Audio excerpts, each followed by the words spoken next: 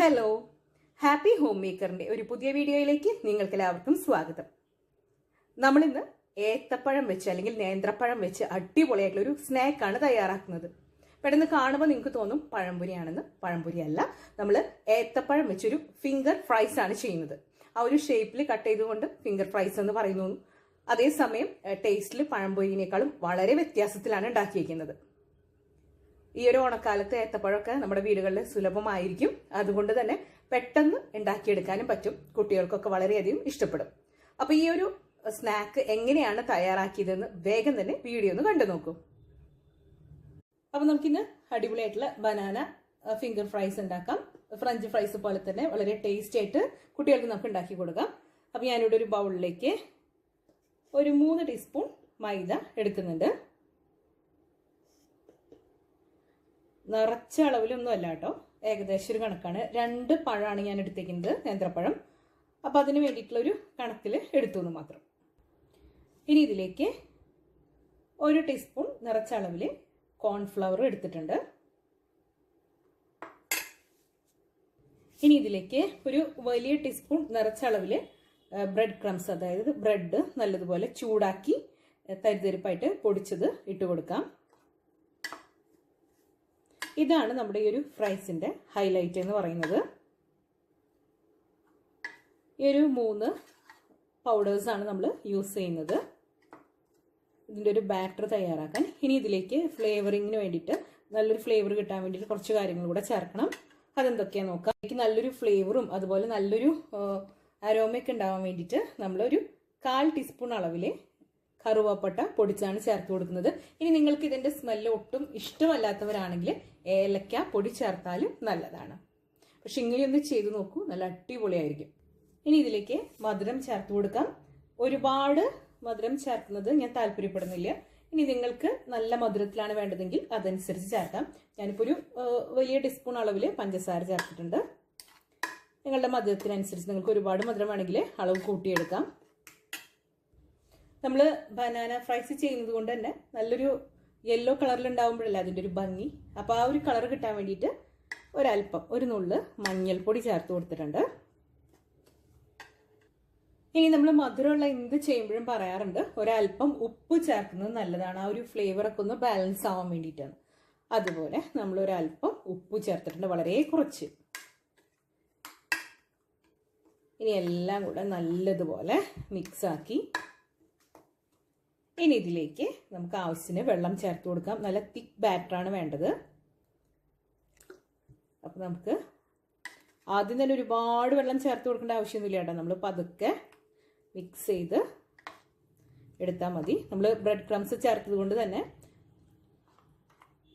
നല്ല തിക്കായിട്ട് വരും. നല്ല തിക്കായിട്ട് നമുക്ക് വേണം എന്തായാലും. നല്ലതുപോലെ മിക്സ് ചെയ്യാം. നമ്മൾ ചേർത്ത എല്ലാതും നല്ലതുപോലെ ബ്ലെൻഡായിട്ട് വരണം.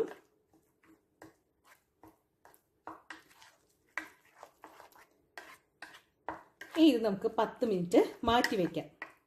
അപ്പോഴേക്കും ഇത് നല്ലതുപോലെ കുതിർന്ന് തിക്കായിട്ടുണ്ടാവും. നമുക്ക് ഉണ്ടാവുമ്പോൾ അതിനനുസരിച്ച് ബാറ്റർ ലൂസാക്കിയാൽ മതി. ഇതൊന്ന് മാറ്റി വയ്ക്കാം. ഇനി നമുക്ക് ബനാന കട്ട് ചെയ്തിട്ട് എടുക്കാം. അപ്പോൾ നമുക്കിനി ഫ്രൈസിന് വേണ്ടിയിട്ട് ബനാന കട്ട് ചെയ്യാം. ഒരുപാട് പഴുത്ത പഴം എടുക്കാതിരിക്കുകയാണ് നല്ലത്. എൻ്റെ പഴം നല്ല പഴുത്തതാണ്. ഒരു മീഡിയം പഴുപ്പുള്ള പഴമാണെങ്കിലാണ് കുറച്ചും കൂടി ആ ഒരു ഷേപ്പൊക്കെ നമുക്ക് നല്ല രീതിയിൽ കിട്ടുള്ളൂ. അതുപോലെ ആ ടെക്സ്ചറും നന്നായിട്ട് കിട്ടുള്ളൂ. ഇതിപ്പോൾ ഒരുപാട് പഴുത്ത പഴമാണ്. ഇതിലും നല്ല ടേസ്റ്റാണ്. പക്ഷെ ഫ്രൈസ് എന്ന് പറയുമ്പോൾ ആ ഒരു ഡിഫറൻസ് നമുക്ക് ഫീൽ ചെയ്യുന്നു മാത്രം. അപ്പോൾ നമ്മൾ ഫ്രഞ്ച് ഫ്രൈസൊക്കെ കട്ട് ചെയ്യുന്ന പോലെ നമുക്ക് കട്ട് ചെയ്തിട്ട് എടുക്കണം. അപ്പോൾ നമുക്കിതാ ഇതുപോലെ കട്ട് ചെയ്യാം. അതിനുശേഷം നമുക്ക് ഈ ഒരു വലുപ്പത്തിൽ കട്ട് ചെയ്തിട്ട് എടുക്കാം. നമ്മൾ പഴത്തിൻ്റെ ഉള്ളിലെ ഈ ഒരു കറുത്ത പോർഷൻ ഉണ്ടല്ലോ, അത് നമുക്ക് ആവശ്യമില്ല കേട്ടോ. അത് കടിക്കുമ്പോൾ അത്ര നന്നായിരിക്കില്ല. അപ്പോൾ അതൊന്ന് നമുക്ക് കട്ട് ചെയ്തിട്ട് കളയാം. ബാക്കിയെല്ലാം ഈ ഒരു വലുപ്പത്തിൽ നമുക്ക് കട്ട് ചെയ്തിട്ട് എടുക്കാം. അപ്പോൾ നമുക്ക് ഇതുപോലെയാണ്, ഈ ഒരു വലുപ്പത്തിൽ നമുക്ക് കട്ട് ചെയ്തിട്ട് എടുക്കാം. 2 പഴം ഇതുപോലെ കട്ട് ചെയ്തിട്ട് മാറ്റി വയ്ക്കാം. ഇങ്ങനെ നമുക്ക് എത്ര പഴം വേണോ അത്രയും പഴം ഇതുപോലെ കട്ട് ചെയ്തിട്ട് അതിൻ്റെ ഉള്ളിൽ അരിയൊക്കെ കളഞ്ഞ് ഇതുപോലെ കട്ട് ചെയ്തിട്ട് മാറ്റി വയ്ക്കാം. നമ്മൾ നേരത്തെ തയ്യാറാക്കിയ ബാറ്റർ കണ്ടു, നല്ല ഇത്രയും കട്ടിയിലാണ് വന്നിരിക്കുന്നത്. ബ്രെഡ് ക്രംസ് ഒക്കെ നല്ലതുപോലെ കുതിർന്ന് വന്നിട്ടുണ്ട്.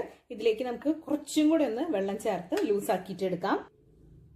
നേരത്തെ പറഞ്ഞ പോലെ ഒരുപാട് വെള്ളം ആദ്യം ചേർത്ത് കൊടുക്കരുത്, കുറേശ്ശെ ചേർത്ത് മിക്സ് ചെയ്ത് നോക്കണം. ഇതിപ്പോൾ ഓൾറെഡി കുതിർന്നിരിക്കുന്നത് കൊണ്ട് തന്നെ പെട്ടെന്ന് ലൂസാവും. അപ്പോൾ നോക്കിയിട്ട് വേണം ചെയ്യാനായിട്ട്.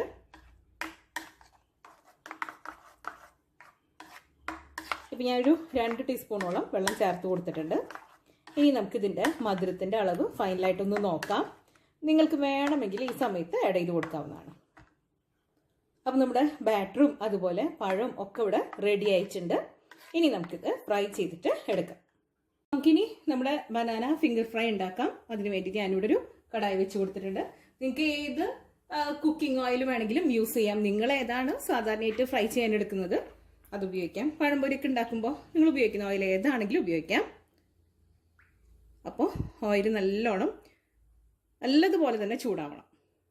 നമ്മുടെ എണ്ണ നല്ലതുപോലെ ചൂടായിട്ടുണ്ട്. നമ്മൾ ഡീപ്പ് ഫ്രൈ ചെയ്യുന്ന ഏത് ചെയ്യുമ്പോഴും നല്ലതുപോലെ എണ്ണ ചൂടായതിനു ശേഷം മീഡിയം ഫ്ലെയിമിലിട്ട് ചെയ്യുകയാണെങ്കിൽ നമ്മൾ വറുത്തെടുക്കുന്ന സാധനം, ഫ്രൈ ചെയ്തെടുക്കുന്ന സാധനം ഒരുപാട് എണ്ണ കുടിക്കില്ല.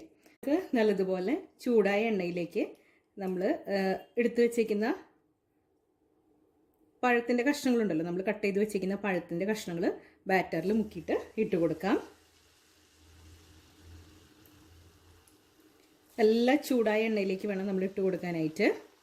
അതുപോലെ ഒരുപാട് കുത്തി നിറച്ച് ഇട്ട് കൊടുക്കേണ്ട ആവശ്യമില്ല. ബാച്ചസ് ആയിട്ട് നമുക്ക് വറുത്തെടുക്കാം. ഒരു 8-10 എണ്ണം നിങ്ങളുടെ ആ ഒരു ചട്ടിയുടെ വലുപ്പത്തിനനുസരിച്ച് ഇട്ട് കൊടുത്താൽ മതി. അതുപോലെ ഇട്ട് കൊടുത്ത ഉടനെ തന്നെ നമ്മൾ ഇളക്കാൻ പാടില്ല. ഒന്നായതിന് ശേഷം മാത്രമാണ് നമ്മൾ മറിച്ചിടാൻ പാടുള്ളൂ. അതല്ലെങ്കിൽ ആ കോട്ടിംഗ് ഒക്കെ ഇളകി പോകാനുള്ള ചാൻസ് ഉണ്ട്.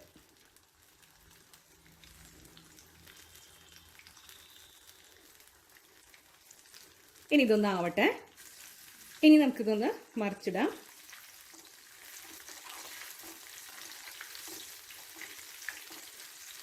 ഇവിടെ പഴം നല്ലതുപോലെ പഴുത്തതാണ്. അതുകൊണ്ട് തന്നെ ആ ഒരു കോട്ടിങ് കുക്കായി വരുന്ന നേരം കൊണ്ട് ഉള്ളിലെ പഴവും നല്ലതുപോലെ കുക്കായിച്ചിട്ട് ഫ്രൈസ് ചെയ്തെടുക്കുമ്പോൾ എപ്പോഴും മീഡിയം പഴുപ്പുള്ള പഴമാണ് കൂടുതൽ നല്ലത്. അപ്പോൾ ആ കറക്റ്റ് ഷേപ്പിലും ആ ഒരു സ്റ്റിഫ്നെസ്സിലൊക്കെ നമുക്ക് കിട്ടും. ഇതും അടിപൊളി ടേസ്റ്റാണ് കേട്ടോ. അപ്പോൾ നമ്മുടെ ആദ്യത്തെ ബാച്ച് റെഡി ആയിട്ടുണ്ട്. ഇനി നമുക്കിത് കോരിയെടുക്കാം. ഇതുപോലെ ബാക്കിയെല്ലാം നമുക്ക് ഫ്രൈ ചെയ്തിട്ട് എടുക്കാം. ഞാനിവിടെ നമ്മൾ ഫ്രഞ്ച് ഫ്രൈസ് ഒക്കെ ചെയ്യുമ്പോൾ സോസ് വെക്കുന്നതിന് പകരം കുറച്ച് തേൻ വെച്ചു എന്ന് മാത്രമേ ഉള്ളൂ. ഇതിൻ്റെ യാതൊരു ആവശ്യമില്ല.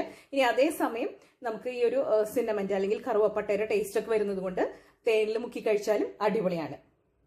നമ്മുടെ വളരെ ടേസ്റ്റി ആയിട്ടുള്ള വളരെ സിമ്പിൾ ആയിട്ട് തന്നെ നമുക്ക് ചെയ്തെടുക്കാൻ പറ്റുന്ന ഏത്തപ്പഴം ഫിംഗർ ഫ്രൈസ് ഇവിടെ റെഡി ആയിട്ടുണ്ട്. അപ്പോൾ ഇന്നത്തെ വളരെ സിമ്പിൾ ആയിട്ടുള്ള അതേസമയം വളരെ ടേസ്റ്റി ആയിട്ടുള്ള ഈ ഒരു റെസിപ്പി നിങ്ങൾക്ക് എല്ലാവർക്കും ഇഷ്ടപ്പെട്ടു എന്ന് ഞാൻ കരുതുന്നു. ഇഷ്ടപ്പെട്ടെങ്കിൽ ലൈക്ക് ചെയ്യാനും ഷെയർ ചെയ്യാനും സബ്സ്ക്രൈബ് ചെയ്യാനും മറന്നു പോകരുത്. അടുത്തൊരു അടിപൊളി റെസിപ്പിയുമായി വീണ്ടും കാണാം. അതുവരേക്കും താങ്ക് യു.